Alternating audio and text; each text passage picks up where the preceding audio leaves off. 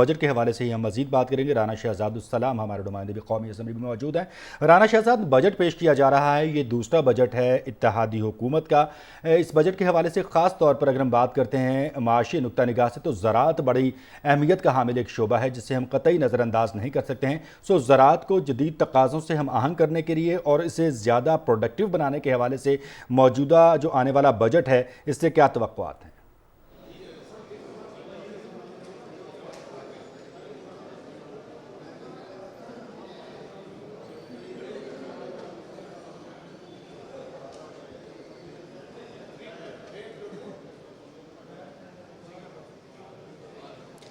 جی بالکل، اس وفاقی بجٹ میں زرعی شعبے کو خصوصی اہمیت دی جا رہی ہے۔ اس سے پہلے جو اکنامک سروے تھا،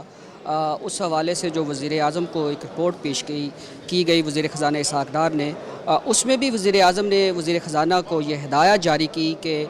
جو ہے زراعت کے شعبے پر خصوصی توجہ دی جائے، اور وزیر اعظم نے اس موقع پر یہ بھی گفتگو کرتے ہوئے کہا کہ یہ جو موجودہ حکومت ہے، اس نے پاکستان میں سرسبز انقلاب ریولوشن گرین ریولوشن 2 کا آغاز کر دیا ہے۔ تو اس حوالے سے جو وفاقی بجٹ میں آئندہ جو ابھی پیش ہونے والا ہے 4 بجے، اس میں جو مجھے کچھ میرے ذرائع نے بتایا ہے کہ اس وفاقی بجٹ میں کسانوں کے لیے خصوصی امرات کا اعلان کیا جا رہا ہے، جس میں ذرائع کے مطابق جو چھوٹے کسان ہیں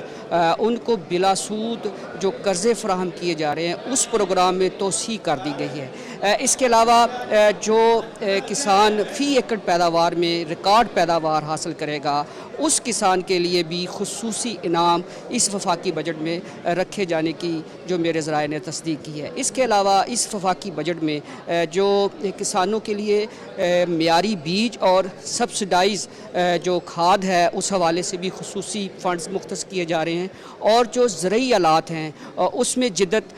لانے کے لیے ایک بڑا ہی جامع پروگرام بھی اس آئندہ وفاقی بجٹ میں اس کی منظوری دے دی گئی ہے۔ اور یہ جو تمام اقدامات ہیں اس امر کی عکاسی کرتے ہیں، اس حکومت کے اس عزم صمیم کی عکاسی کرتے ہیں کہ زراعت کے شعبے کو جو ملکی معیشت میں ایک ریڑھ کی ہڈی کی حیثیت دی جاتی تھی، اب اس کو عملی طور پر بھی اس حکومت نے عملی جامہ پہنانے کی اس وفاقی بجٹ میں جامع اقدامات کے ذریعے کوشش کی ہے، بلکہ اس کو عملی طور پر بھی ثابت کیا جا رہا ہے۔ اس کے علاوہ زرعی شعبے کی اہمیت کو اس حکومت نے خصوصی طور پر سمجھتے ہوئے، کیونکہ معاشی صورتحال کے ساتھ جو فوڈ سیکیورٹی ہے، اس کو بھی زرعی شعبے میں ایک نمایاں کلیدی حیثیت حاصل ہے۔ اور آپ جیسا کہ جانتے ہیں کہ روس یوکرین جنگ کی وجہ سے عالمی سطح پر جو مہنگائی میں شدید اضافہ ہو رہا ہے، اس کا بیسک جو امپیکٹ آ رہا ہے وہ کھانے پینے کی اشیاء پر آ رہا ہے۔ تو اگر پاکستان ایک زرعی ملک ہونے کی حیثیت سے بھی اپنے اس شعبے کو مضبوط کرتا ہے، تو پاکستان کو جو درآمد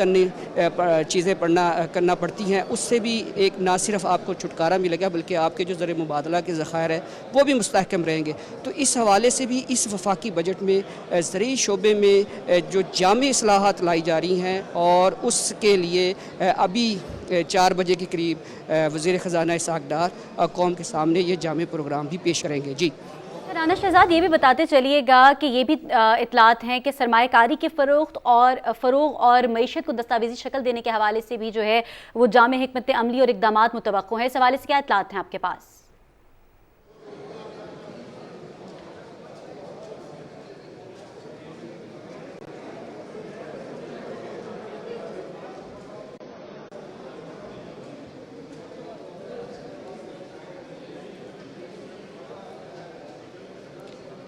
جی بالکل،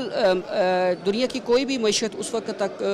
ترقی نہیں کر سکتی جب تک اس کی جو معیشت کو دستاویزی شکل نہ دی جائے۔ تو اس حوالے سے اس حکومت نے اپنے ماضی میں بھی مسلم لیگ نون کی حکومت نے اس عمل کا آغاز کیا تھا، معیشت کو دستاویزی شکل دینے کا، اور اب بھی اس بجٹ میں بھی اس حوالے سے کچھ اہم اقدامات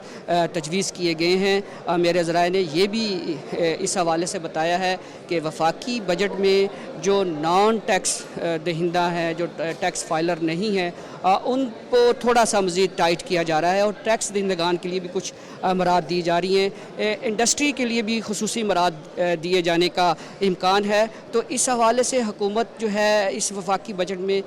बहुत सारी नामसायद माशी हालात के बावजूद कोशिश ये कर रही है कि आवाम को ज़्यादा से ज़्यादा रिलीफ दिया जा सके, और इस हवाले से हमारे कुछ दोस्त मुल्क भी हमारी मुआवनत कर रहे हैं, जबकि IMF के साथ भी प्रोग्राम उम्मीद है कि वो भी हतमी शक्ल इख्तियार कर जाएगा। जी बहुत शुक्रिया राना शहजाद उस सलाम आपका हमें